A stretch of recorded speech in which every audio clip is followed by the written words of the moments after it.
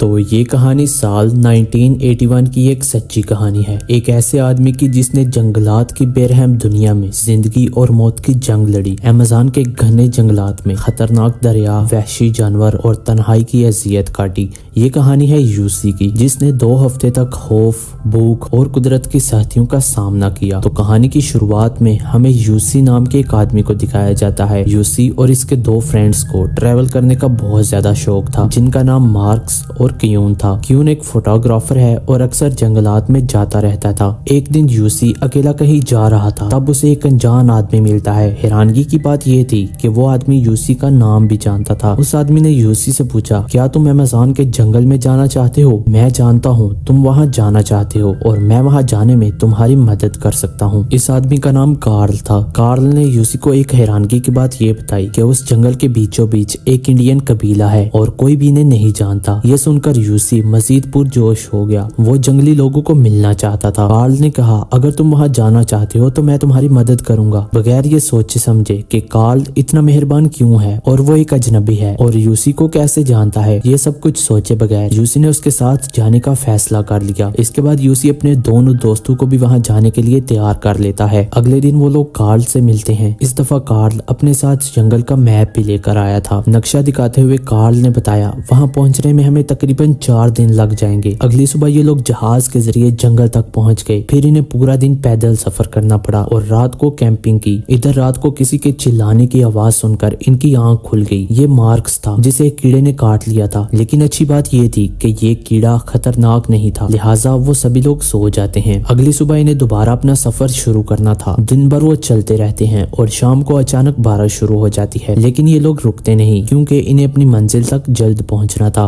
आखिरकार ये लोग ऐसी जगह पर जाते हैं जहाँ पर इन्हें कुछ लोग नजर आते हैं। ये लोग जंगली नहीं थे, बल्कि ये आम गाँव के लोग थे। वो लोग इनका वेलकम बहुत अच्छे तरीके से करते हैं, इन्हें खाना और रहने की जगह देते हैं। ये सभी लोग पहले से कार्ल को जानते थे, क्योंकि कार्ल यहाँ पर पहले आता रहता था। अगले दिन वो दोबारा कबीले से निकलकर अपने सफर को रवाना हो जाते हैं। रास्ते में कार्ल ने सबके सामने एक बंदर का शिकार किया। यहाँ किसी को जानवर का शिकार करने की इजाजत नहीं थी, क्योंकि ये गैर कानूनी था, जो देखकर ये तीनों घबरा जाते हैं। लेकिन कार्ल के लिए ये आम बात थी। रात हुई तो इन्होंने दोबारा कैंप लगाकर आराम किया। अगले दिन इन्हें फिर अपने सफर को शुरू करना था, लेकिन इस बार मार्क्स के पैर चलने के काबिल नहीं थे। इसके पैरों में शदीद दर्द था और वो आगे नहीं बढ़ सकता था। कार्ल इसके जूते उतारता है तो ये देखते हैं कि इसके पैरों पर बहुत जख्म हो चुके थे। ठीक होने में भी इसे कम से कम 4 दिन तो लगने वाले थे। कार्ल इन्हें मशवरा देता है कि हमें अगले 4 दिन यहीं पर गुजारने चाहिए। लेकिन यूसी और क्यून जंगल के लोगों को देखने के लिए बेताब थे। वो किसी कीमत पर भी रुकने के लिए तैयार नहीं थे। इसलिए इन सभी ने एक नया प्लान बनाया। यूसी ने कश्ती बनाने और पानी के जरिए सफर करने का मशवरा दिया। कार्ल ने ऐसा करने से मना कर दिया, क्योंकि नदी के जरिए जाना बहुत ज्यादा खतरनाक था। यहाँ दरिया तेज रफ्तारी से बहता था। लेकिन क्यून और यूसी के फोर्स करने पर कार्ल इनकी बात मान जाता है। फिर ये सभी लोग मिलकर एक कश्ती बनाते हैं और अपना सामान कश्ती पर रख लेते हैं। अब इन लोगों ने दरिया के जरिए अपना सफर शुरू कर दिया था। कुछ देर तक तो सब कुछ ठीक था, लेकिन फिर दरिया की लहरों ने बैलेंस बिगाड़ना शुरू कर दिया। इस वक्त कार्ल ने सोचा कि हमें कश्ती को किनारे ले जाना चाहिए, लेकिन क्यून जिद पर था। वो पानी के बहाव के साथ ही आगे बढ़ना चाहता था, इसीलिए इन दोनों के दरमियान झगड़ा हो जाता है। लेकिन यूसी इनको बड़ी मुश्किल से कंट्रोल कर लेता है। अब यूसी ने कश्ती को किनारे लगा लिया था। इन्होंने अब यहाँ कैंप लगाया था और अब ये लोग रात वहीं पर गुजारने का फैसला करते हैं। सुबह कार्ल ने कहा कि अब हम लोग पैदल सफर करेंगे, लेकिन यूसी और क्यून इसकी बात नहीं मानते। इन्हें चलना बहुत मुश्किल लग रहा था। वो पानी के जरिए ही सफर करना चाहते थे। इन्होंने मार्क्स से भी मशवरा लिया। मार्क्स के पांव ठीक हो चुके थे, इसलिए मार्क्स ने भी इन्हें पैदल चलने का मशवरा दिया, क्योंकि वो जानता था कि कार्ल यहाँ सरवाइव करना जानता है और वो इसकी मदद कर सकता है। इसलिए ये लोग अब 2 ग्रुप्स में तकसीम हो जाते हैं। कार्ल ने इन्हें नक्शा दिया और अब ये 3 दिन बाद जंगल के एक ऐसे हिस्से में मिलने वाले थे जहाँ पर कार्ल ने इन्हें बताया था। अब कार्ल और मार्क्स 3 दिन तक पैदल सफर करेंगे, जबकि यूसी और क्यून कश्ती पर सफर करेंगे। खैर, अब ये सभी लोग अपना सफर शुरू कर देते हैं। दरिया का सफर पहले तो बिल्कुल नॉर्मल था, लेकिन फिर दरिया में तूफान आने लगता है। लहरें इतनी तेज हो चुकी थी कि बैलेंस रखना बहुत ज्यादा मुश्किल था। कश्ती पानी के बहाव में बहने लगती है। लेकिन अच्छी बात यह थी कि दरिया में एक बहुत बड़ी चट्टान थी जिसने इन्हें रोक लिया था। अब ये कश्ती के साथ चट्टान पर लटके हुए थे। अगर वो इसी वक्त पर कोई फैसला ना करते तो इनकी जान चली जाती। यूसी बहुत ज्यादा घबराया हुआ था। वो कोई भी फैसला नहीं ले पा रहा था। फिर क्यून ने कहा, यूसी तुम मेरी बात सुनो, मैं छलांग लगाकर किनारे तक जाता हूँ। किनारे पर पहुंचकर मैं तुम्हारे लिए लिए रस्सी फेंकूंगा और तुम उस रस्सी को पकड़कर मेरे पास आ जाना। लेकिन यूसी ऐसा करने के लिए तैयार नहीं था। लेकिन फिर कयून उसे हौसला देता है और बड़ी हिम्मत करके दरिया में कूद जाता है। बड़ी ही मुश्किल के बाद आखिरकार वो किनारे तक पहुंच ही जाता है। इससे पहले कि यूसी उसकी तरफ रस्सी फेंक पाता, पानी का बहाव उल्टा हो जाता है और उल्टे बहाव की वजह से यूसी की कश्ती पानी में बह जाती है और यूसी भी पानी में बह जाता है। कयून अपनी आंखों पर यकीन नहीं कर पा रहा था। वो एक लम्हे में अपने दोस्त की जान बचाने वाला था, लेकिन शायद अब वो यूसी को कभी नहीं देख पाएगा। थोड़ी देर बाद हम लोग देखते हैं कि यूसी भी किनारे तक पहुंच गया था, लेकिन उसकी हालत बहुत ज्यादा खराब थी। उसे बिल्कुल भी समझ नहीं आ रहा था कि वो क्या करे। इसके बाद यूसी अपने बैग से बाइबल निकालता है और उसे पढ़ने लगता है। कार्ल ने उसके बैग में कुछ गोलियां रखी थी जो कि सर्वाइवर मेडिसिन थी, जो खाकर उसे थोड़ी सी ताकत मिलती है और अब वो जंगल में अकेले ही अपने दोस्त को ढूंढने के लिए निकल पड़ता है। जंगल में काफी देर भटकने के बाद जब उसे यहाँ से निकलने की कोई भी उम्मीद नहीं मिली तो उसने कार्ल का दिया हुआ नक्शा निकाला। नक्शा देखकर उसने दोबारा से सफर शुरू कर दिया। रास्ते में उसे एक फलदार दरख्त नजर आया। वो काफी देर से भूखा था। आखिरकार वो दरख्त के ऊपर चढ़ा। जब यूसी ने फल तोड़ने की कोशिश की तो वहाँ पर बैठे हुए सांप ने उस पर हमला कर दिया। लेकिन अच्छी बात ये थी कि वो सांप के हमले से बच गया था, लेकिन सांप भी उसके साथ नीचे गिर गया था। यूसी जल्दी से एक पत्थर उठाता है और उसके सर में दे मारता है। इसके बाद यूसी ने रात को यहीं पर आराम करने का फैसला किया। रात को यूसी किसी की आवाज सुनता है। ये मार्क्स की आवाज थी। जब यूसी ने आंखें खोली तो देखा कि मार्क्स वाकई उसके सामने खड़ा था, लेकिन जैसे ही वो उसके करीब गया तो मार्क्स वहाँ से गायब हो चुका था। असल में ये उसका एक इल्यूजन था। वो पागल हो रहा था क्योंकि यूसी कई दिनों से अकेला था। अब जब वो सोने लगता है तो उसे लगता है कि उसके आसपास कोई जंगली जानवर है। इस बार यूसी अपनी अक्ल का इस्तेमाल करता है और एक लाइटर जलाकर स्प्रे की मदद से आग लगा देता है, जो देखकर जानवर वहाँ से भाग जाता है और यूसी सो जाता है। जब सुबह यूसी की आंख खुलती है तो उसके सर में शदीद दर्द हो रहा था। जब उसने सर पर हाथ फेरा तो उसने देखा कि उसके सर में कोई अजीब सी चीज हरकत कर रही थी। यहाँ पर हमें एक बहुत क्रीपी सा सीन दिखाया जाता है जहाँ पर यूसी अपने सर की स्किन काटता है और कीड़े को बाहर निकाल लेता है। खैर, अब यूसी अपने आगे का सफर शुरू करता है। रास्ते में उसे एक परिंदे के अंडे मिलते हैं जो यूसी तोड़कर खा लेता है। थोड़ी सी उसे ताकत मिलती है। अब थोड़ा आगे चलने पर यूसी को एक ऐसी जगह मिलती है जहाँ पर पहले कोई कबीला रहा करता था, लेकिन शायद किसी खतरे की वजह से वो वहाँ से चला गया था। ये कैंप लगाने की अच्छी जगह थी जहाँ इसने कुछ देर आराम किया। यहाँ बैठे हुए इसके पाँव में बहुत ज्यादा दर्द हो रहा था। जब उसने अपने जूते उतारे तो देखा कि उसके पाँव बहुत ज्यादा जख्मी हो चुके थे। उसके पाँव से खून टपक रहा था। दर्द की वजह से यूसी को अब रात यहीं गुजारनी पड़ी। लेकिन सुबह जब वो उठा तो वो पूरे जोश के साथ जंगल से निकलने के लिए खड़ा हो गया। अब थोड़ा सा आगे चलने पर उसे किसी के कदमों के निशान नजर आए, जो देखकर वो बहुत ज्यादा खुश हो गया। उसे लग रहा था कि ये मार्क्स के कदमों के निशान है। उसे लगा कि अब उसका दोस्त उसके बिल्कुल करीब है, लेकिन ऐसा नहीं था। सीन कट होता है और हमें आखिरकार कयून दिखाया जाता है जो दरिया के किनारे पहुंच गया था। गांव वालों ने उसे देखा और रेस्क्यू कर लिया। जब वो ठीक हुआ तो कयून पुलिस के पास गया। उसने यूसी के लिए मदद मांगी क्योंकि वो पानी में खो गया था। ऑफिसर भी कयून की बात सुनता है। जंगल में जहाज पर एक रेस्क्यू टीम भेज देता है। इधर यूसी जो भी तक जंगल में था, मुसलसल 14 दिन यहाँ पर अकेले रहने की वजह से उसकी ज़हनी हालत बहुत ज्यादा बिगड़ चुकी थी। अचानक उसने ऊपर से जहाज की आवाज सुनी। उसने एक कपड़ा सिग्नल के लिए लहराया, लेकिन उसकी बदकिस्मती ये थी कि जहाज उसे ऊपर से नहीं देख पाया और ना ही उसकी आवाज सुन पाया। इधर जहाज वापस आकर रिपोर्ट देता है कि यूसी उन्हें कहीं भी नहीं मिला। ये सुनकर कयून परेशान हो जाता है। इसने एक बार फिर से यूसी की मदद के लिए ऑफिसर से रिक्वेस्ट की। इस वक्त ऑफिसर ने सोचा कि यूसी तो जंगल में मर गया होगा क्योंकि 2 हफ्ते तक वहाँ पर वो गुम था। अगर यहाँ पर कोई 5 दिन तक ना मिले तो उसे मरा हुआ समझा जाता था। लेकिन फिर भी कयून के दिल में उम्मीद थी कि उसका दोस्त अभी तक जिंदा है। इसलिए वो गाँव के एक आदमी के पास जाता है जो जंगल को बहुत अच्छे से जानता था। इसने उस आदमी से यूसी को ढूंढने की मदद मांगी। इसके बाद हमें दिखाया जाता है कि ये दोनों कश्ती में बैठकर जंगल की तरफ निकल गए थे। यहाँ जंगल में हमें यूसी दिखाया जाता है। अब उसमें जरा सी भी ताकत नहीं बची थी। वो जान गया था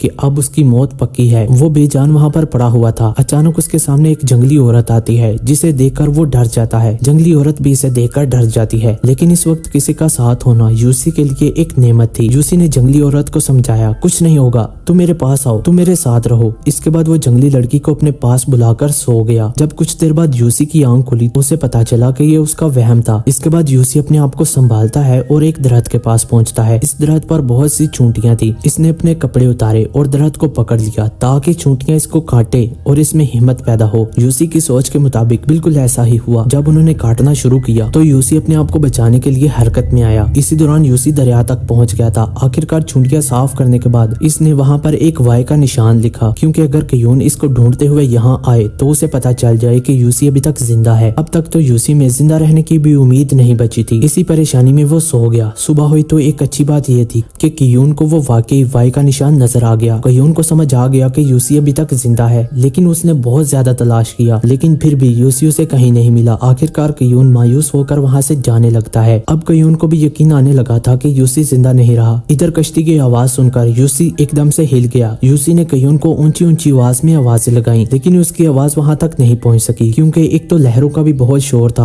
और दूसरा कश्ती का भी। यूं यूसी की आखिरी उम्मीद भी टूट गई थी। इसका दोस्त उसके सामने था, मगर शायद उसकी किस्मत साथ नहीं दे रही थी। वो यही बात सोच रहा था कि कियून दोबारा पीछे मुड़कर देखता है और वो देखता है कि यूसी बिल्कुल सामने खड़ा था। उसने शोर मचाया और कश्ती के ड्राइवर को वापस मोड़ दिया। जैसे ही कश्ती किनारे पर पहुंची तो कियून भागते हुए यूसी के पास आया। दोनों एक दूसरे को गले लगाते हैं और दोनों बहुत ज्यादा रोते हैं। यूसी कियून को जिंदा देखकर बहुत ज्यादा हैरान था। उसने गॉड का शुक्रिया अदा किया और फिर दोनों गाँव चले गए। गाँव वाले भी यूसी को देखकर बहुत ज्यादा हैरान हुए। पहली दफा अगर कोई अमेज़न के जंगल में 2 हफ्ते सरवाइव किया था तो वो यूसी था। इसके बाद कहानी के आखिर में हमें कार्ल और मार्क्स के बारे में बताया जाता है। कार्ल एक क्रिमिनल था जिसने यूसी, कियून और मार्क्स को अपने गैर कानूनी काम के लिए वहाँ पर ले गया था। यूसी और कियून खुश नसीब थे कि वो दोनों अपनी जान बचाने में कामयाब हो गए। और इसी के साथ ये मूवी यहीं पर एंड होती है। ये एक रियलिटी बेस्ड स्टोरी थी। आपको मूवी कैसी लगी कमेंट सेक्शन में लाजमी बताना और वीडियो को लाइक करके चैनल को भी सब्सक्राइब कर लेना। Will see you in the next video. तब तक के लिए बाय।